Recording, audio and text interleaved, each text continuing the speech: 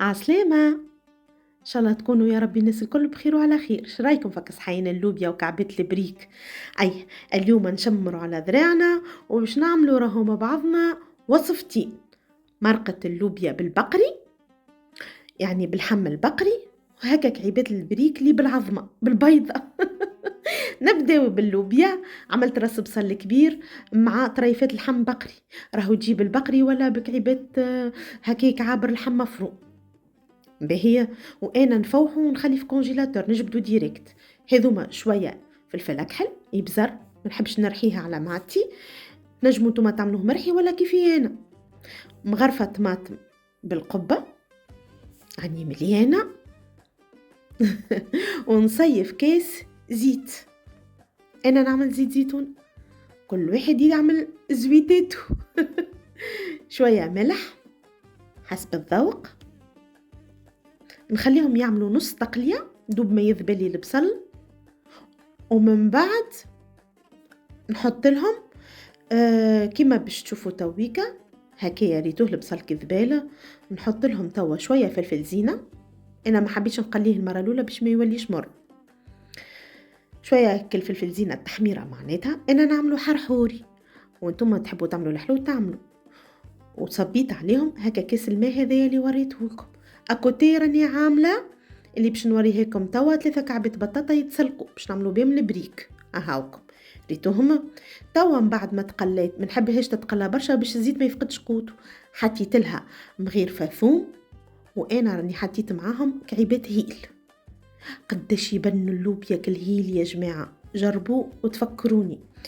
ومن بعد ما تقليو شويه حطيت اك الصحفه مليانه لوبيا ومرقتها.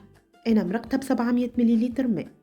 خليها تطيب على روحها حتى لين تقف على مرقتها كيما هكا. توا اش باش نعمل لها؟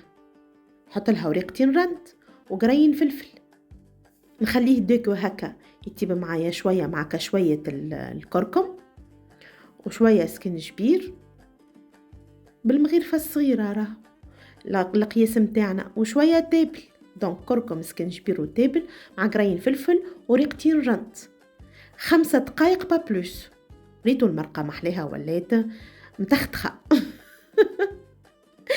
توا بعد ما وقفت على زيتها ونغطيها هكايا ونتحصل على النتيجة هذه، نجي نحط لها الزيتون وهكا السفناريا الخزو. المملحات هذوكم كل قريعات. طابتش اللوبيا، نجيو توا للبريك. يا جماعة عندي بطاطا مصموطة، شوية معدنوس، زيتون، سنتين ثوم، شوية فخوماج. توا باش نحط لهم الكركم، شوية ملح وشوية تابل. التابل عندي في فيديو طاجين يا جماعة كيفاش انا حضرته.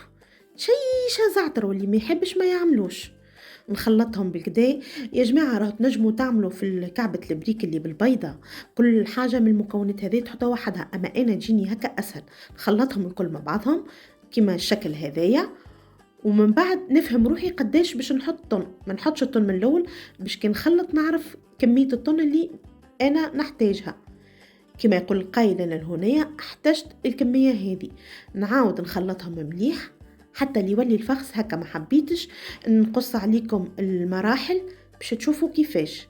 كعبت البريك متاعي تويتهم هكايا، نسكرهم مليح من داخل باش البيضة ما تخرج.